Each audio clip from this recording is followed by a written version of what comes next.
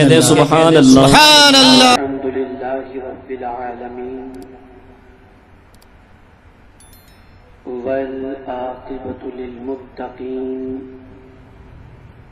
والصلاة والسلام على سيد الأنبياء والمرسلين وعلى آله وأصحابه الطيبين الطاهرين أما بعد فأعوذ بالله من الشيطان الرجيم بسم الله الرحمن الرحيم والذين جاهدوا فينا لنهدينهم سبلنا وإن الله لمع المحسنين صدق الله العظيم. الصلاة والسلام عليك يا رسول الله الصلاة والسلام عليك يا حبيب الله الصلاة والسلام عليك يا نبي الله الصلاة والسلام عليك يا نور الله وعلى آلك وأصحابك يا حبيب الله صلى الله تعالى عليك وسلم.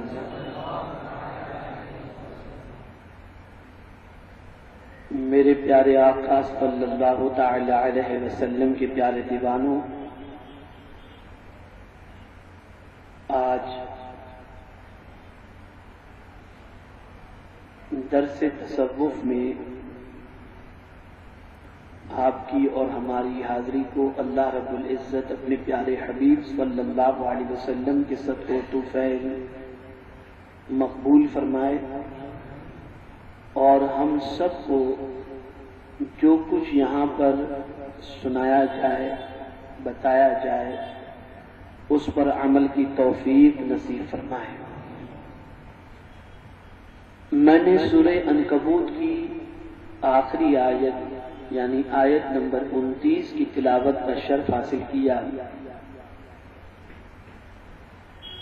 جس میں اللہ رب العزت ارشاد فرماتا ہے وَالَّذِينَ جَاهَدُوا فِينَا لَنَهْدِيَنَّهُمْ سُبُلَنَا وَإِنَّ اللَّهَ لَمَعَ الْمُحْسِنِينَ، اور جنہوں نے ہماری راہ میں کوشش کی ضرور ہم انہیں اپنے راستے دکھا دیں گے،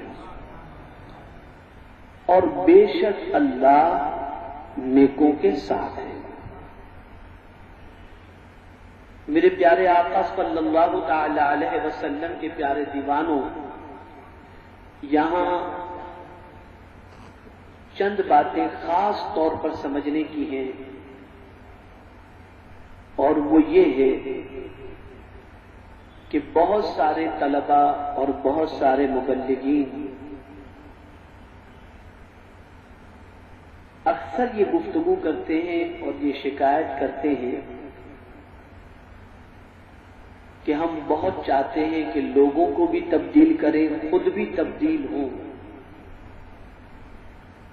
لیکن ہمارے اندر وہ کیفیت پیدا نہیں ہو پاتی، وہ تبدیلی ہماری زندگی میں پیدا نہیں ہو پاتی. اور جیسا کہ گزشتہ دروس کے اندر آپ نے سماعت فرمایا کہ فرمایا گیا من عرف نفسہ فقد عرف ربہ، جس نے اپنی ذات کو پہچان لیا اس نے خدا کو پہچان لیا. اور پھر آپ نے یہ بھی سماعت فرمایا تھا کہ ہمیں اپنے آپ کو قرآن میں تلاش کرنا ہے، اور قرآن مقدس میں ہم کس کیٹیگری کے ہیں، کس اسٹیٹس کے ہیں، اس کے حوالے سے بہت ساری آیات موجود ہیں جن آیتوں کی روشنی میں ہم اپنے آپ کا جائزہ لے سکتے ہیں. تو میں نے آج یہ محسوس کیا کہ ہم اپنے وجود پر کس قسم کی کوشش کریں کہ کہ ہمارا وجود لوگوں کے لیے بھی باعث رحمت ہو اور ہمارا وجود بھی اللہ عز و جل کے عذاب سے محفوظ ہو. اس لیے کہ جب تک کہ ہم اپنے آپ کو نہیں سنواریں گے اس وقت تک ہم لوگوں کی زندگیوں میں انقلاب نہیں لا سکتے. تو اب اسی حوالے سے جب میں نے قرآن مقدس کی آیتوں کا مطالعہ کیا تو سورہ عنکبوت کی یہ آیت رہنمائی کرتی ہوئی نظر آئی، والذین جاہدوا فینا. بس اس کو سمجھنا ہے، فینا کو سمجھنا ہے اور جاہدوا کو سمجھنا ہے، جسے مفسرین نے اچھی طریقے سے سمجھایا ہے اور اس کی تشریح فرمائی. اب اس کے بعد ہم دیکھیں کہ کیا ہماری کوشش جیسی اللہ عز و جل فرما رہا ہے ویسی ہے یا نہیں. تو اب آئیے اس آیے کریمہ کی تفسیر کو ہم دیکھتے ہیں اور جاہدو کے معنی اور فینا کے معنی کو ہم سمجھنے کی کوشش کرتے ہیں، تاکہ جب اس کو ہم سمجھ لیں گے تو انشاءاللہ العظیم ہمیں اپنی کوشش کی نوعیت بھی سمجھ میں آ جائے گی اور اس کے بعد ہم اپنی اصلاح کی کوشش بھی کریں گے. میرے پیارے آقا صلی اللہ تعالی علیہ وسلم کے پیارے دیوانوں، منزل محبت کی راہ بڑی طویل اور کٹھن ہے.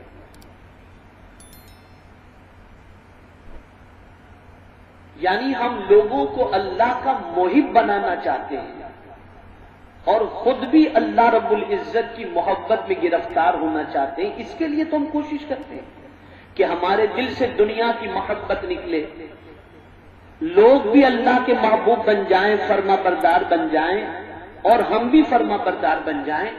تو اب مفسرین فرماتے ہیں کہ منزل محبت کی راہ بڑی طویل اور کٹھن ہے. یعنی یہ آسان راستہ نہیں ہے.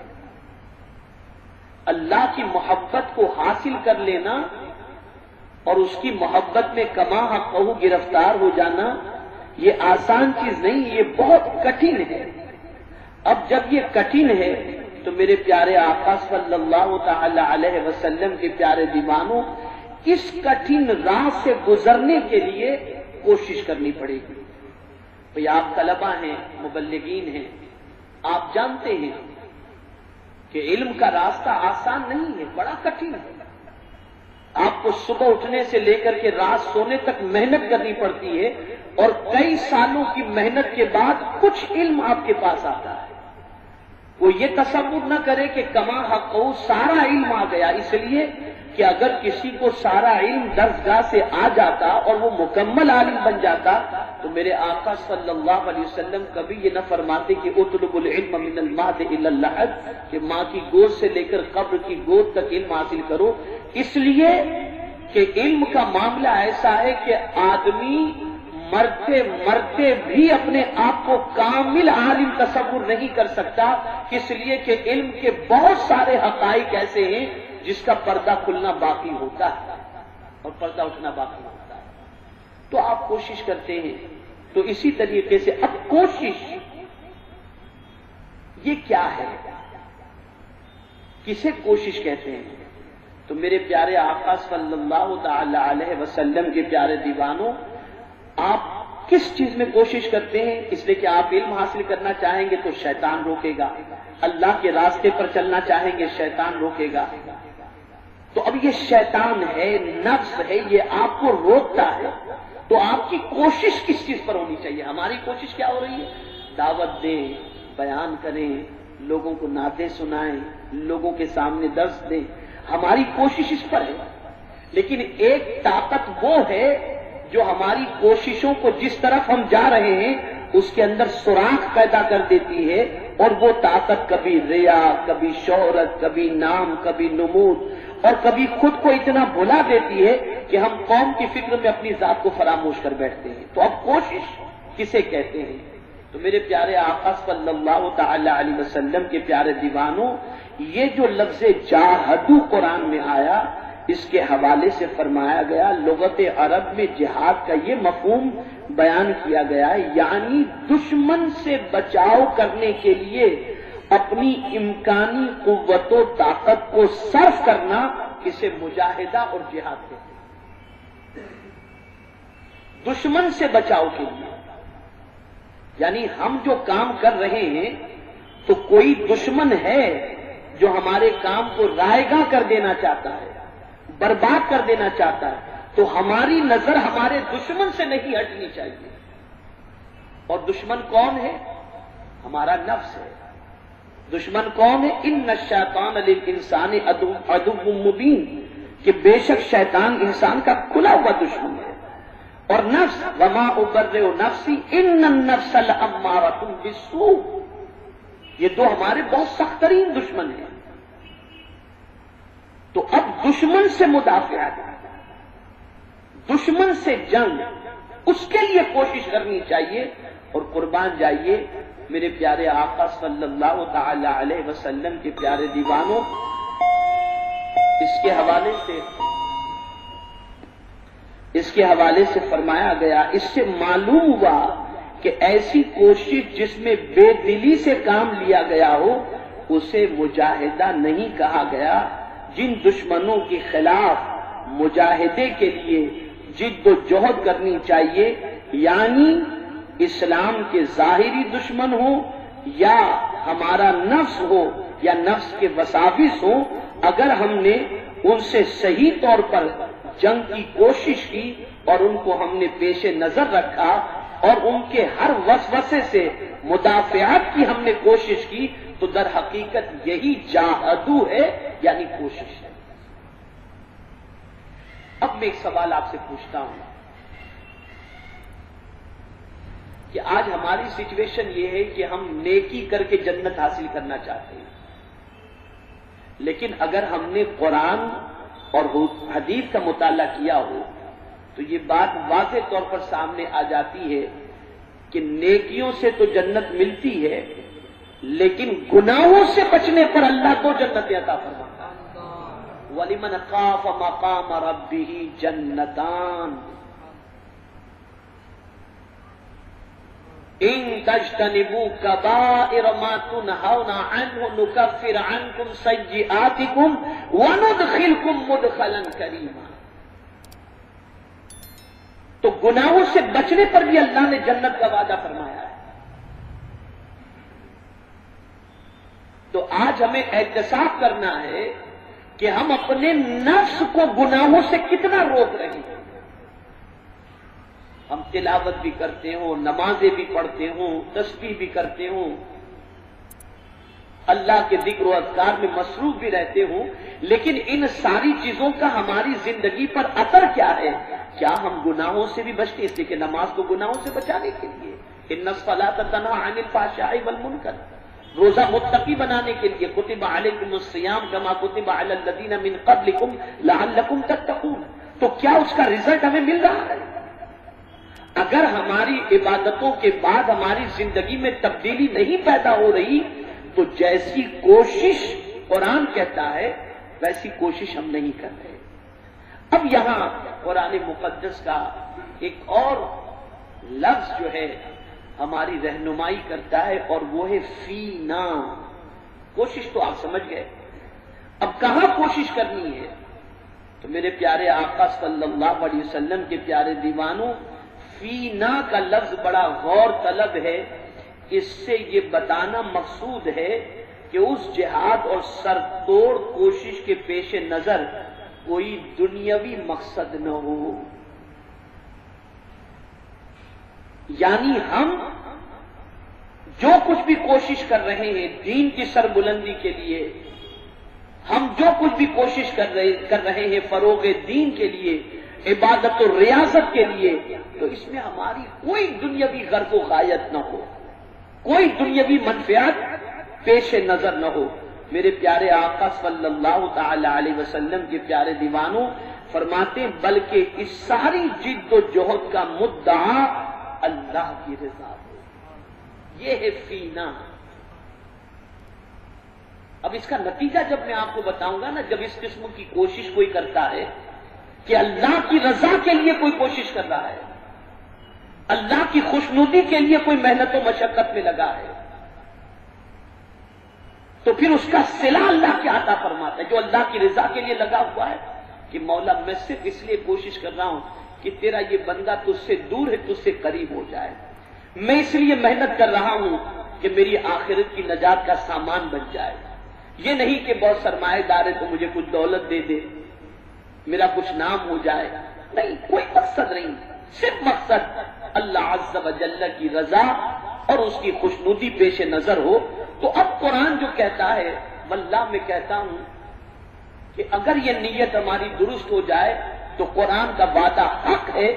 اللہ رب العزت اس کے جواب میں ارشاد فرماتا ہے کہ ان الفاظ کا خلاصہ یہ ہوا کہ وہ لوگ جو ہماری رضا کے حصول کے لیے دین حق کی سربلندی کے لیے ظاہری اور باطنی دشمنوں سے برسر پیکار رہتے ہیں تو ان پر یہ مہربانی کی جاتی ہے جس کا ذکر قرآن میں فرمایا گیا، لَنَهْدِيَنَّهُمْ سُبُلَنَا،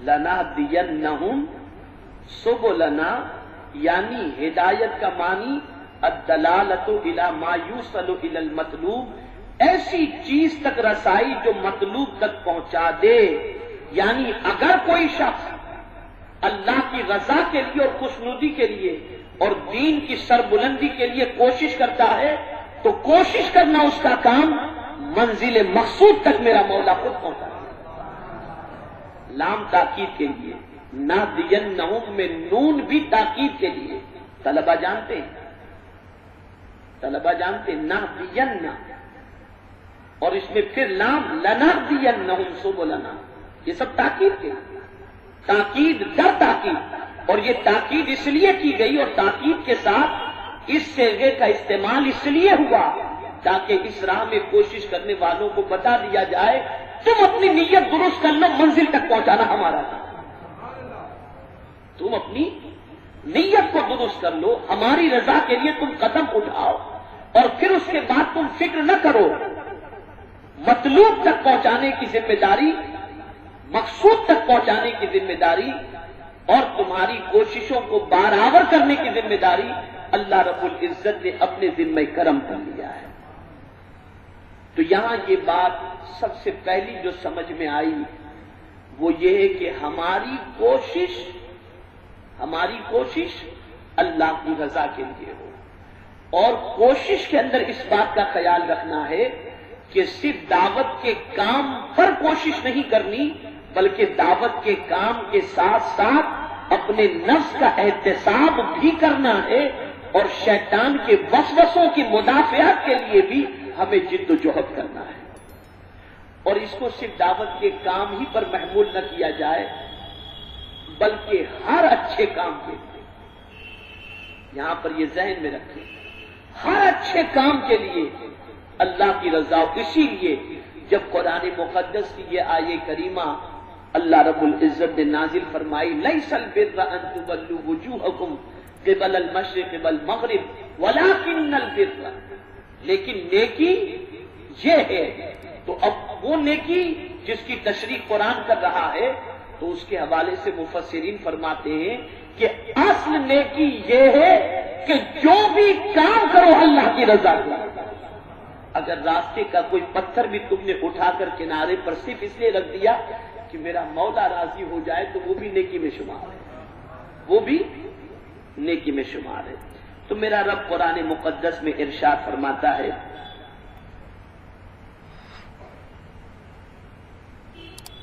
کہ لَنَهْدِيَنَّهُمْ سُبُلَنَا، اور آپ نے ہدایت کے معنی سماعت فرمائے کہ الدلالۃ الی ما یوصل الی المطلوب، ایسی چیز تک رسائی جو مطلوب تک پہنچا دے۔ اب ہماری رسائی اور ہمارا مطلوب اگر مال ہے تو مال تک پہنچنے کی بات ہوگی، اور مطلوب اگر اللہ عز و جل ہے تو اللہ عز و جل اس تک پہنچنے کا ہمیں راستہ عطا فرما دے گا۔ تو میرے پیارے آقا صلی اللہ تعالی علیہ وسلم کے پیارے دیوانوں، اب سبیل کسے کہتے ہیں؟ ہدایت کا معنی تو آپ سمجھ گئے، اب سبیل کسے کہتے ہیں؟ الطریق الذی فیہ سہولۃ، یعنی وہ راستہ جو منزل تک بآسانی پہنچا دے اسے سبیل کہتے ہیں۔ وہ راستہ جو منزل تک کیسے پہنچا دے؟ بآسانی. اب آپ اندازہ لگائیے، یہ بآسانی کی بات ہے. یہ آسانی کب پیدا ہوگی اور کون پہنچائے گا؟ اللہ فرماتا ہے ہم پہنچا دیں گے. اور جب وہ کسی کو پہنچانا چاہے تو اس کے لیے کون سی چیز مشکل ہے؟ وہ ساری تکلیفوں کو آسان کر دیتا ہے. شرط یہ ہے کہ ہماری کوشش اللہ کی رضا ہے، ہماری کوشش اللہ عز و جل کی رضا کے لیے ہو. مطلب یہ ہوا کہ جو اولو العزم کلمہ حق بلند کرنے کے لیے خلوص نیت کے ساتھ سر دھڑ کی بازی لگا دیتے ہیں، ہم انہیں ان راستوں تک پہنچا دیتے ہیں جن پر چل کر وہ بآسانی منزل مقصود تک پہنچ جائیں گے. میرے پیارے آقا صلی اللہ تعالی علیہ وسلم کے پیارے دیوانوں، اور آگے رب قدیر جل جلالہ نے ارشاد فرمایا وَإِنَّ اللَّهَ لَمَعَ الْمُحْسِنِينَ، اور بے شک اللہ نیکوں کے ساتھ ہے. اب اس آیت کی تفسیر میں خزائن العرفان میں بعض اقوال آئے ہیں. وَالَّذِينَ جَاهَدُوا فِينَا، اس سے مراد کیا ہے؟ کس چیز میں کوشش؟ اللہ کی راہ میں تو کوشش کرنی ہے، لیکن وہ کیا چیز ہے؟ تو حضرت ابن عباس رضی اللہ تعالی عنہما نے فرمایا کہ معنی یہ ہے کہ جنہوں نے ہماری راہ میں کوشش کی ہم انہیں ثواب کی راہ دیں گے. حضرت جنید نے فرمایا جو توبہ میں کوشش کریں گے انہیں اخلاص کی راہ دیں گے. حضرت فضیل بن عیاض علیہ الرحمۃ والرضوان نے فرمایا جو طلب علم میں کوشش کریں گے انہیں ہم عمل کی راہ دیں گے. حضرت سعد بن عبداللہ نے فرمایا جو اقامت سنت میں کوشش کریں گے ہم انہیں جنت کی راہ دیں گے. اب یہاں پر شرع عقائد پڑھنے والے طلبہ جانتے ہیں شرع عقائد کے مصنف کا نام کیا ہے؟ علامہ تفتازانی رحمت اللہ تعالی علیہ. ان کی سوانح پڑھ لیجئے آپ. حضرت علامہ تفتازانی رحمت اللہ تعالی علیہ زمانے طالب علم میں بڑے کند ذہن تھے. کوئی سبق یاد نہیں رہتا تھا، کوئی بھی سبق. اور جب بھی درسگاہ میں پہنچتے تھے وہ تو حضرت علامہ تفتازانی رحمت اللہ تعالی علیہ کا طلبہ مذاق اڑاتے تھے. وہ فرماتے تھے یار یہ کہاں سے غبی آ گیا، اس کو کچھ یاد نہیں رہتا ہے، بڑا عجیب آدمی، ٹائم ضائع کر رہا ہے. یہی ہوتا رہتا ہے. لیکن حضرت علامہ تفتازانی رحمت اللہ تعالی علیہ کا شوق علم، وہ سارے تانے برداشت کرتے تھے لیکن پڑھتے تھے. وہ کسی کے تانے کی پرواہ نہیں کرتے تھے. بس انہوں نے ٹھان لی تھی مجھے عالم بننا ہے، مجھے پڑھنا ہے، چاہے میرے ساتھی مجھے کچھ بھی کہتے ہوں، مجھے حصول علم میں اپنی زندگی گزارنی ہے. تو علامہ تفتازانی رحمت اللہ تعالی علیہ کے اس کوشش اور اللہ کی رضا کے لیے حصول علم کے جذبے کی بنیاد پر ایک رات جب علامہ تفتازانی رحمت اللہ تعالی علیہ آرام فرما رہے تھے تو آقا کریم صلی اللہ علیہ وسلم خواب میں تشریف لائے اور علامہ تفتازانی رحمت اللہ تعالی علیہ کے منہ میں اپنا لعاب دہن رکھ دیا. حضرت علامہ تفتازانی رحمت اللہ تعالی علیہ فرماتے ہیں کہ میں جب صبح اٹھا تو میں نے اس کی مٹھاس اپنے اندر محسوس کی. اب سرکار مدینہ صلی اللہ علیہ وسلم کا جب دیدار ہوا تو میں نے آقا کریم صلی اللہ علیہ وسلم سے اپنے کند ذہن کے حوالے سے، بچوں کے تانے کے حوالے سے سب میں نے کہا. تو سرکار نے منہ کھولنے کا حکم دیا، میں نے منہ کھولا، حضور نے لعاب دہن ڈال دیا. اب حضرت علامہ تفتازانی درسگاہ کے اندر پہنچے. اب مدرس پڑھا رہے ہیں. علامہ تفتازانی رحمت اللہ تعالی علیہ نے جیسے ہی مدرس نے پڑھانا شروع کیا اعتراض شروع کر دیا، حضرت یہ ہے تو کیوں، حضرت یہ ہے تو کیوں. حضرت اس کا جواب عنایت فرمائے. اب طلبہ حیران کہ یہ کل والے تو تفتازانی نہیں لگ رہے، آج تو معاملہ بالکل جدا نظر آ رہا ہے. سچویشن یہ ہوئی کہ پوری کتاب ہی جو کچھ اس سے پہلے انہوں نے پڑھا تھا اور جو درسگاہ میں پڑھ رہے تھے وہ ساری کتابوں کا علم اللہ نے ان کو نہیں عطا فرما دیا، بلکہ اللہ نے ایسی یادداشت عطا فرمائی کہ ایک مرتبہ جو سن لیتے پھر وہ کبھی بھولنے والی بات نہیں. یہ ہے لنہدینہم سبلنا. یہ کیا ہے؟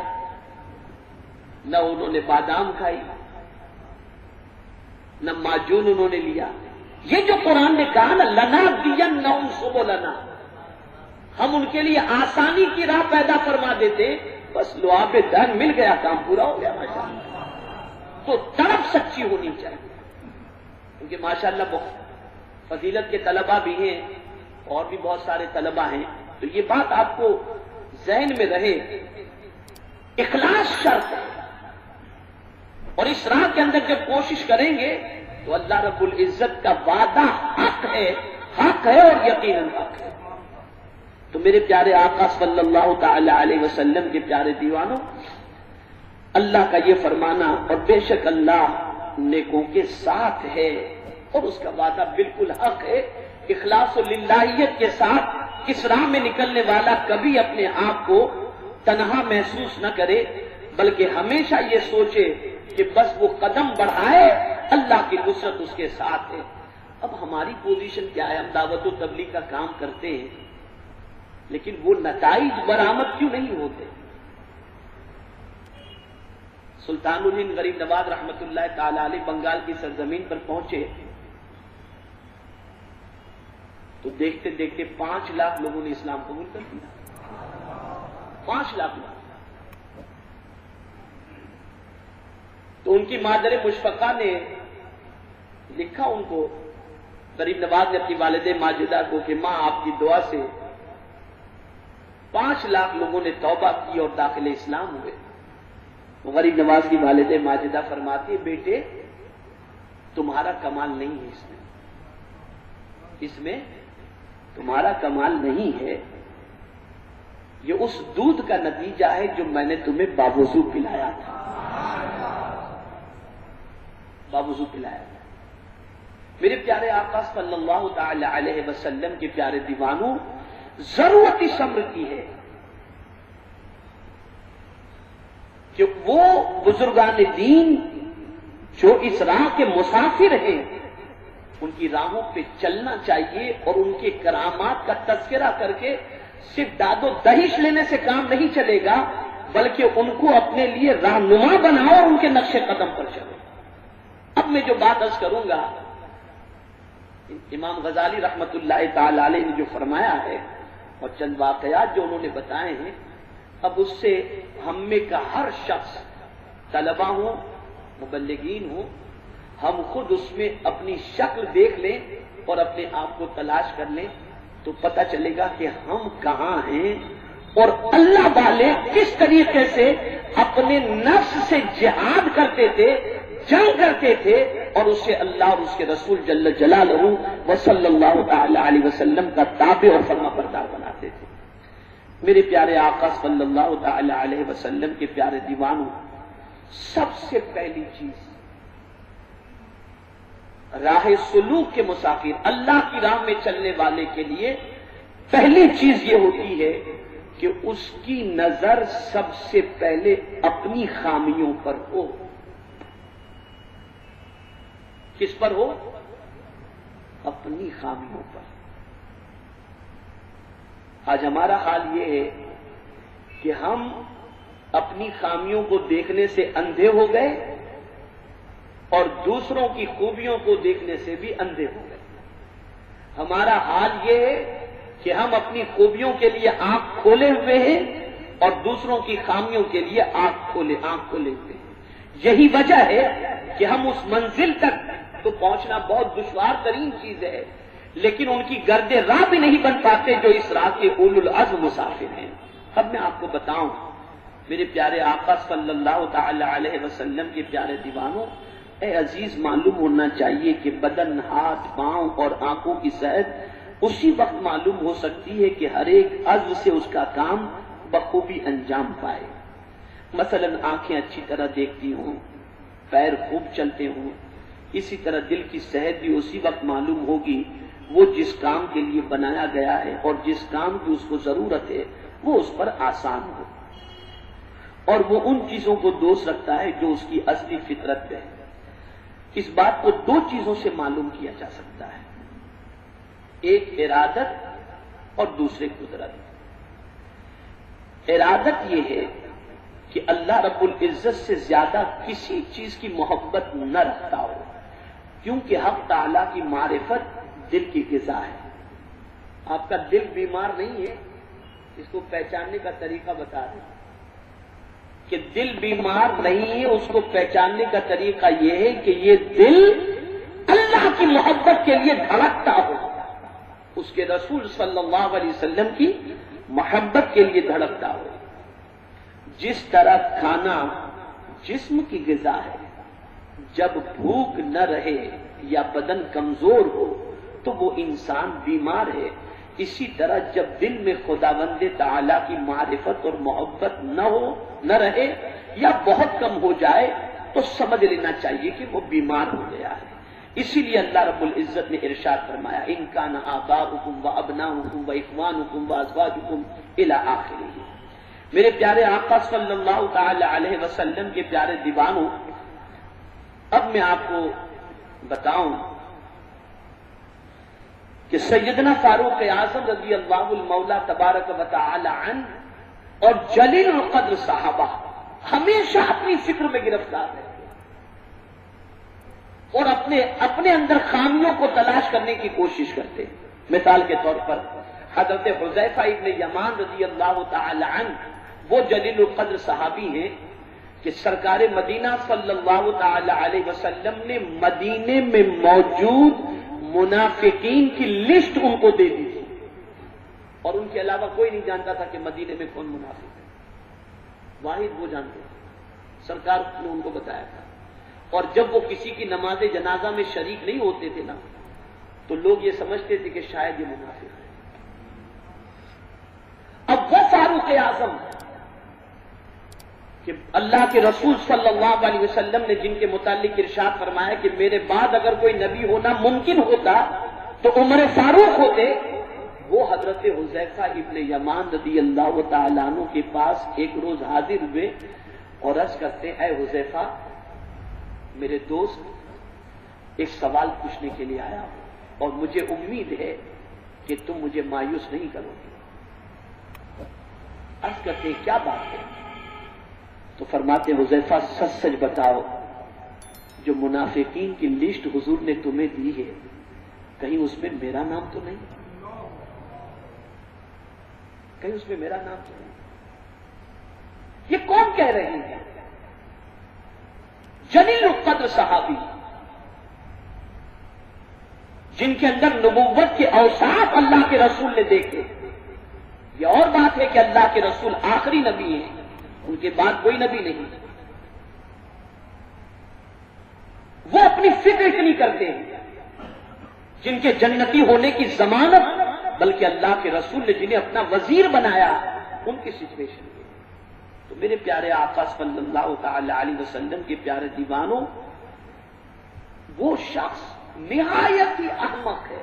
امام غزالی فرماتے ہیں معلوم ہونا چاہیے کہ جو بڑا احمق ہوگا وہی اپنے بارے میں نیک گمان ہوگا، یعنی وہی اپنے آپ کو بہت کچھ سمجھتا ہوگا، میں یہ ہوں، میں پارسا ہوں، میں متقی ہوں، میرا یہ مقام ہے۔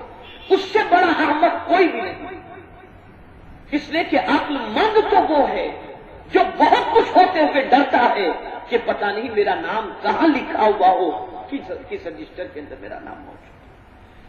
میرے پیارے آقا صلی اللہ تعالی علیہ وسلم کے پیارے دیوانوں، لازم ہے کہ ہر شخص اپنا عیب تلاش کرے، کیونکہ جب تک مرض نہ معلوم ہوگا وہ علاج نہ کر سکے گا، اور تمام علاج نفس کی مخالفت میں ہے۔ چنانچہ اللہ عز و جل ارشاد فرماتا ہے قرآن مقدس میں وَنَهَى النَّفْسَ عَنِ الْهَوَىٰ فَإِنَّ الْجَنَّةَ هِيَ الْمَأْوَىٰ، اور جس نے باز رکھا نفس کو خواہش سے بس بالیقین جنت اس کی آرام گاہ ہے۔ جس نے اپنے نفس کو کنٹرول کر لیا، خواہش کی تکمیل سے اسے باز رکھا، اس کی بات نہ مانی، حقیقت یہ ہے کہ وہ بندہ جو ہے وہ کامیاب ہے اور وہ جنت کا حقدار ہے۔ آقائے کریم صلی اللہ تعالی علیہ وسلم سے سوال پوچھا گیا، یا رسول اللہ صلی اللہ علیہ وسلم جنت کتنی دور ہے؟ سرکار مدینہ صلی اللہ علیہ وسلم نے فرمایا 2 قدم۔ صحابہ نے اس کے حضور 2 قدم کہا؟ ہاں، 1 قدم نفس پہ رکھ، دوسرا قدم جنت پہ رکھ۔ 1 قدم نفس پہ رکھ اور دوسرا قدم جنت پہ رکھ۔ میرے پیارے آقا صلی اللہ تعالی علیہ وسلم کے پیارے دیوانوں، اس لیے چاہیے کہ ہم نفس کی نہ سنیں، اللہ اور اس کے رسول جل جلالہ صلی اللہ تعالی علیہ وسلم کے فرمودات پر عمل کرنے کی کوشش کریں، اور جب یہ کوشش ہم کریں گے اور اخلاص کے ساتھ کریں گے تو میرا رب ہمیں خود آسان راہ عطا فرما دے گا اور اپنی بارگاہ تک رسائی نصیب فرما دے گا۔ اب جو لوگ اپنے آپ کو کچھ نہیں سمجھتے وہی بہت کچھ ہوتے ہیں، وہی بہت بڑے ہوتے ہیں، اور اللہ والوں کی نیکیوں کا کیا کہنا؟ حضرت ابراہیم ابن ادم علیہ الرحمۃ والرضوان جیسے جلیل القدر ولی کامل، جن کی عبادت و ریاضت اور جن کی قربانیوں کے حوالے سے آپ اچھی طریقے سے واقف ہیں، ان کا ایک واقعہ سماعت فرمائیں۔ شیخ ابراہیم ابن ادم رحمۃ اللہ تعالی علیہ ایک بار جنگل میں گئے، کچھ دیر کے بعد ایک سپاہی ان کے پاس آیا اور ان سے کہا کہ تم غلام ہو؟ ان سے کہا کہ تم غلام ہو؟ انہوں نے کہا کہ ہاں۔ اس نے کہا مجھے آبادی کا پتہ بتاؤ۔ آپ نے قبرستان کی طرف اشارہ کیا۔ کس طرف اشارہ کیا؟ قبرستان کی طرف اشارہ کیا اور کہا کہ وہاں آبادی ہے۔ سپاہی نے ان کے سر پر ڈنڈا مارا، ان کے سر سے خون بہنے لگا۔ سپاہی ان کو پکڑ کر شہر لے آیا۔ لوگوں نے جب آپ کو دیکھا تو سپاہی سے کہا رے بے وقوف، یہ تو ابراہیم ابن ادم بزرگ صوفی انسان ہے۔ سپاہی یہ سنتے ہی گھوڑے سے اترا اور ان کی قدم بوسی کی اور کہا کہ میں آپ کا غلام ہوں۔ کیا کہا؟ میں آپ کا غلام ہوں، لیکن یہ بتائیے کہ آپ نے مجھے کیوں بتایا تھا کہ میں غلام ہوں؟ اس لیے کہ سپاہی نے ان سے پوچھا تھا نا کہ آپ غلام ہو، تو انہوں نے کہا تھا ہاں غلام ہوں۔ تو اب سپاہی شرمندہ ہو کر پوچھتا ہے کہ حضرت آپ سے جب میں نے پوچھا تھا تو آپ نے کہا تھا کہ میں غلام ہوں، تو آپ نے کہا تھا کہ میں نے اس وجہ سے کہا تھا کہ میں اللہ تعالیٰ کا بندہ ہوں، اور بندے کے معنی غلام ہی ہوتے ہیں۔ اب یہاں غلام کی تھوڑی سی تشریح کر دوں، سمجھا دوں۔ حقیقی معنوں میں غلام اس کو کہتے ہیں جس کی کوئی اپنی مرضی ہوتی ہی نہیں۔ اب غلام کی تعریف پڑھ لیں، طلبہ جانتے ہیں کہ عبد کسے کہتے ہیں۔ تو اس کا معاملہ یہ ہوتا ہے کہ نہ سونا اس کا اپنی مرضی سے ہوتا ہے، نہ اٹھنا اپنی مرضی سے ہوتا ہے، نہ کھانا اپنی مرضی سے ہوتا ہے، نہ پینا اپنی مرضی سے ہوتا ہے، نہ کوئی چیز اپنی مرضی سے ہوتی ہے۔ غلام اس کو کہتے ہیں جس کی اپنی کوئی مرضی ہوتی ہی نہیں، ساری مرضی مالک کی ہوتی ہے۔ تو حضرت ابراہیم ابن ادم علیہ رحمۃ والرضوان نے اس نسبت سے اپنے آپ کو اللہ کا بندہ اور غلام انہوں نے فرمایا۔ تو سپاہی نے کہا جب میں نے آبادی کے بارے میں دریافت کیا تو آپ نے قبرستان کی طرف اشارہ کیوں کیا تھا؟ تو آپ نے فرمایا کہ اس لیے کیا تھا کہ شہروں کی یہ آبادی تو ایک دن ویران ہو جائے گی۔ یہ شہر جو نظر آ رہے ہیں نا، یہ بھی ایک نہ ایک دن قبرستان میں تبدیل تو ہو جائیں گے۔ تو جب سب تبدیل ہو کر قبرستان ہی بننا ہے تو نے پوچھا تو میں نے ادھر کا ہی پتہ بتا دیا، تو نے پوچھا تو وہی کا پتہ بتا دیا۔ اب سنو جو نفس کے لیے بات ہے، جو نفس کے لیے بات ہے۔ سپاہی نے کہا اچھا یہ بتائیے کہ جب میں نے ڈنڈے سے آپ کا سر پھوڑ دیا تھا تو آپ نے مجھے دعا کیوں دی؟ جب میں نے آپ کا سر ڈنڈے سے پھوڑ دیا تھا تو آپ نے مجھے دعا کیوں دی تھی؟ اللہ اکبر۔ تو حضرت ابراہیم ابن ادم رحمت اللہ تعالی علیہ نے فرمایا کہ مجھے معلوم تھا کہ دعا دینے میں 2 ثواب ہیں۔ میں نے یہ بات پسند نہیں کی کہ تم سے مجھے نیکی اور ثواب حاصل ہو اور اس کے عوض میں مجھ سے تم کو ابدی بد دعا حاصل. یعنی تم نے ڈنڈا مارا تو میں نے صبر کیا، تو تم اگر ڈنڈا نہ مارتے تو مجھے صبر کا موقع نہ ملتا، اور میں صبر نہ کرتا تو مجھے ثواب نہیں ملتا. تو تمہارے ڈنڈا مارنے سے مجھے ثواب ملا ہے. اب جب تمہاری وجہ سے مجھے ثواب ملا تو میں بد دعا دے کر تمہاری ہلاکت کی دعا کیوں کروں کہ تم ہلاک ہو جاؤ؟ اس لیے میں نے تمہیں دعا دی. یہ ہے اللہ والوں کی سچویشن، یہ ہے اللہ والوں کی سوچ، ان کی فکر اور ان کے دل و دماغ کی رسائی. میرے پیارے آقا صلی اللہ تعالی علیہ وسلم کے پیارے دیوانوں، اسی طریقے سے آپ دیکھیں کہ اللہ والوں کی شان کیا ہوتی ہے. خود آقا کریم صلی اللہ علیہ وسلم کے حوالے سے بتاؤں، حضرت زید بن ثعلبہ رضی اللہ تعالی عنہ قبول اسلام سے پہلے یہودیوں کے بہت بڑے عالم تھے، بہت بڑے عالم. آقا کریم صلی اللہ تعالی علیہ وسلم کو انہوں نے کچھ قرض دیا، اور قرض لوٹانے کی مدت سے پہلے حضور صلی اللہ علیہ وسلم کے پاس وہ پہنچ گئے. حضور صلی اللہ علیہ وسلم قبرستان سے لوٹ رہے تھے. سرکار صلی اللہ علیہ وسلم سے عرض کیا، اے محمد صلی اللہ تعالی علیہ وسلم، میرا قرض آپ نہیں لوٹاتے؟ یعنی اس نے بے ادبی اور جسارت بھرے لب و لہجے کے اندر حضور صلی اللہ تعالی علیہ وسلم سے اس نے گفتگو کی. اب اس کا انداز اتنا سخت تھا اور بے ادبی سے بھرپور تھا کہ فاروق اعظم رضی اللہ تعالیٰ عنہ نے تلوار نکالی. کہ میرے نبی کی شان میں تو اتنی جرأت و بے باکی سے بے ادبی کے انداز میں گفتگو کر رہا ہے، آپ نے تلوار نکالی. تو آقا کریم صلی اللہ علیہ وسلم نے فرمایا، اے عمر، تمہیں تو چاہیے تھا کہ مجھ سے یہ کہتے کہ حضور اس کا قرض آپ لوٹا دیں، اور اس سے کہتے کہ تم ذرا ادب سے بات کرو. لیکن تم نے تو یہ کیا کیا، تلوار نکال دی. اب ایک کام کرو، اسے میرا قرض بھی دے دو اور ساتھ ہی ساتھ کچھ زیادہ بھی اسے دے دو، تاکہ جو تم نے جملے استعمال کیے اس سے جو دل دکھا ہے تو تالیف قلب ہو جائے. فاروق اعظم رضی اللہ تعالیٰ عنہ لے کر نکلے.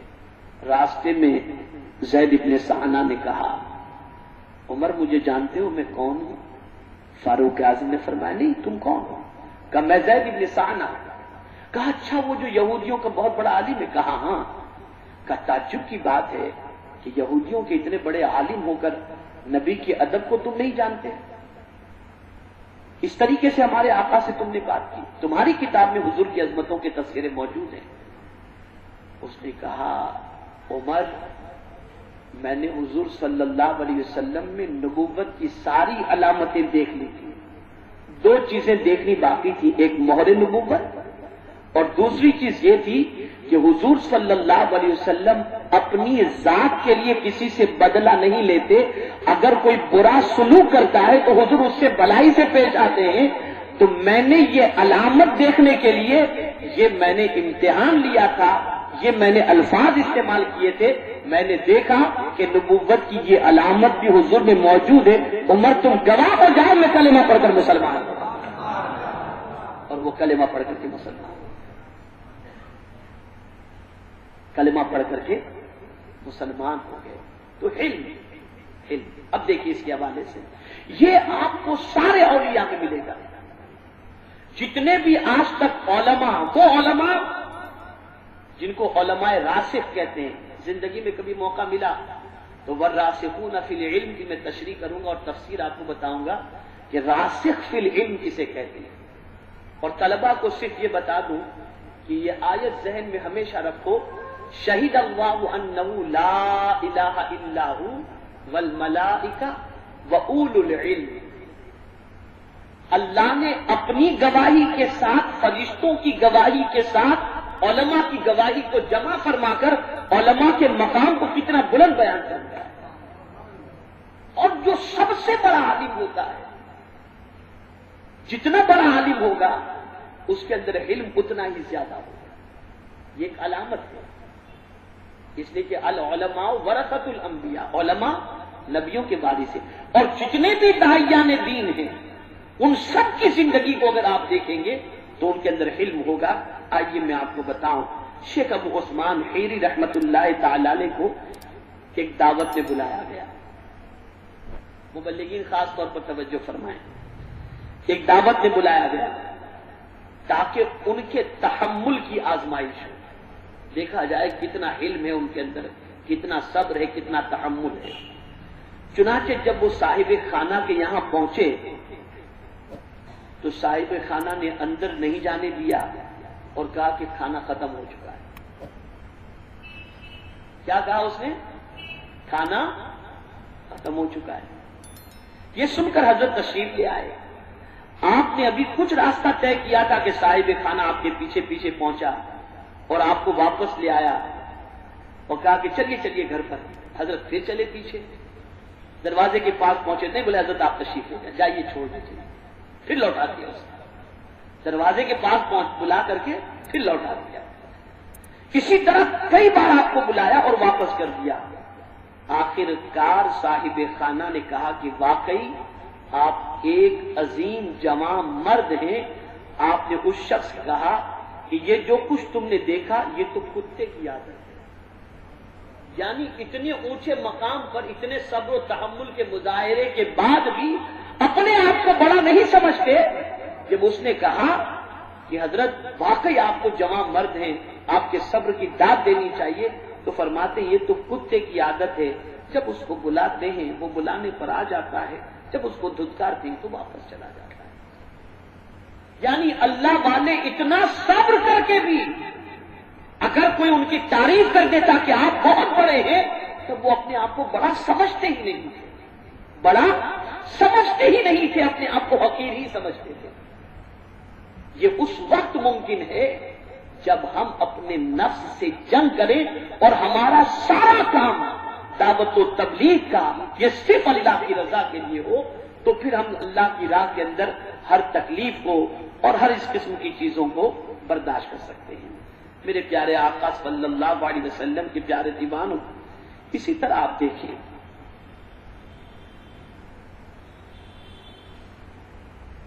غالباً یہ حضرت ابراہیم ابن ادم رحمت اللہ تعالی علیہ کا واقعہ ہے۔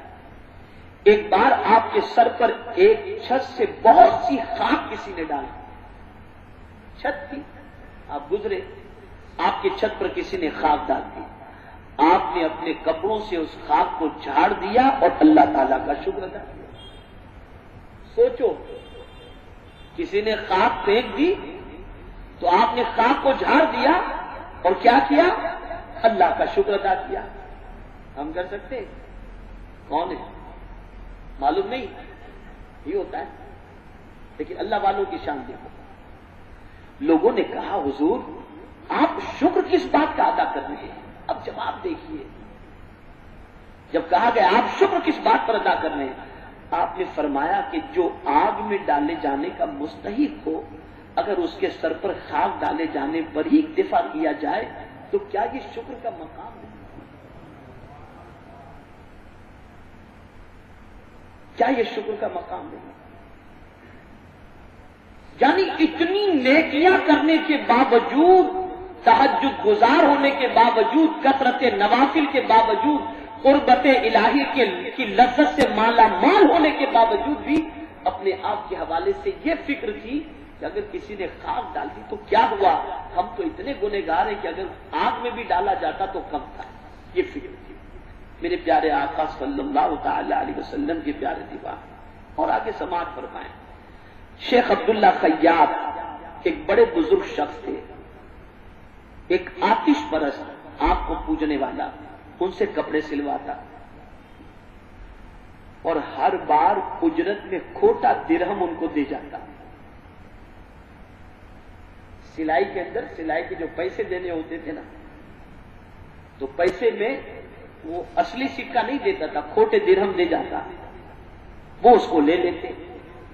ایک بار یہ کہیں گئے ہوئے تھے، شاگرد نے آتش پرست سے کھوٹا درہم نہ لیا، حضرت کہیں تشریف لے گئے تھے تو بھئی آتش پرست آیا اور اس نے کھوٹا درہم دیا، شاگرد نے دیکھا نہیں دیا اس نے۔ جب حضرت عبداللہ خیاط واپس تشریف لائے اور ان کو یہ معلوم ہوا تو آپ نے شاگرد سے کہا تو نے کھوٹا درہم کیوں نہیں دیا؟ تو چپ رہا، جواب نہیں دیا، ادب کے دامن کو ملوز رکھا۔ تو حضرت نے جو جواب دیا سنو۔ حضرت ارشاد فرماتے بیٹے کئی سال سے وہ مجھے کھوٹی نقدی دیتا ہے، کئی سال سے وہ مجھے کھوٹی نقدی دیتا ہے اور میں خاموشی سے لے لیتا ہوں تاکہ وہ یہ کھوٹا سکہ کسی دوسرے مسلمان کو نہ دے، تاکہ وہ یہ کھوٹا سکہ کسی دوسرے مسلمان کو نہ دے۔ یہ اللہ والوں کی سوچ تھی، یہ اللہ والوں کی فکر تھی۔ تو میرے پیارے آقا صلی اللہ تعالی علیہ وسلم کے پیارے دیوانوں، بس دو واقعے آپ کے سامنے عرض کر کے میں اپنی گفتگو کو سمیٹتا ہوں۔ حضرت اویس قرنی رضی اللہ تعالیٰ عنہ جب کہیں جاتے تو لڑکے آپ کو پتھر مارتے اور فرماتے، تو آپ فرماتے لڑکوں چھوٹے چھوٹے پتھروں سے مجھے مارو کہیں میرا پیر نہ ٹوٹ جائے، اگر پیر ٹوٹ گیا تو نماز میں قیام کس طرح کروں گا؟ پیر ٹوٹ گیا تو نماز میں قیام کس طرح کروں گا؟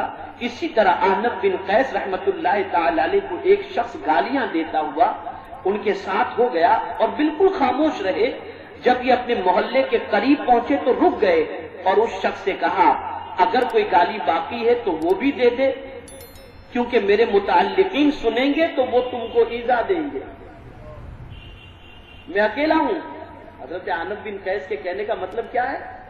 میں اکیلا ہوں، میرے ماننے والے تو بہت ہیں، میں اکیلا ہوں، جتنی گالی دینا ہو دے دے، میرے سامنے دے دے، اگر میرے ماننے والوں کے سامنے تو گالی دے گا تو تجھے وہ تکلیف پہنچائیں گے۔ میں یہ نہیں چاہتا کہ میری ذات سے، میرے ماننے والوں کی ذات سے تجھے تکلیف پہنچ جائے، مجھے ہر تکلیف گوا دے۔ یہ اللہ والوں کی سوچ۔ ایک عورت نے حضرت مالک بن دینار رحمت اللہ تعالی علیہ سے کہا اے ریاکار، حضرت مالک بن دینار، ایک روایت میں ان کو صحابی بتایا گیا، ایک روایت میں ان کو تابعی بتایا گیا، اور کیرلا کے ساحل پر سب سے پہلے قافلے اسلام کو لے کر کے جو پہنچے تھے وہ حضرت مالک بن دینار تھے، اور الحمدللہ سنی دعوت اسلامی کا خود کا اپنا ذاتی ادارہ جو سب سے پہلا بنا ہے وہ دارالعلوم مالک بن دینار ہی بنا ہے اپلا کے اندر، الحمدللہ۔ تو حضرت مالک بن دینار رحمت اللہ تعالی علیہ سے ایک عورت نے کہا اے ریاکار، آپ نے کہا اے خاتون بصرہ،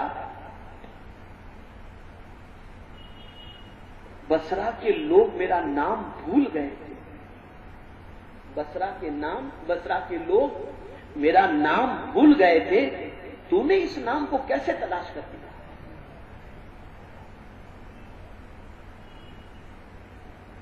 یعنی اب آپ سوچیں کہ اپنے نفس پر کتنا ضبط کرتے تھے، کتنا کنٹرول کرتے تھے،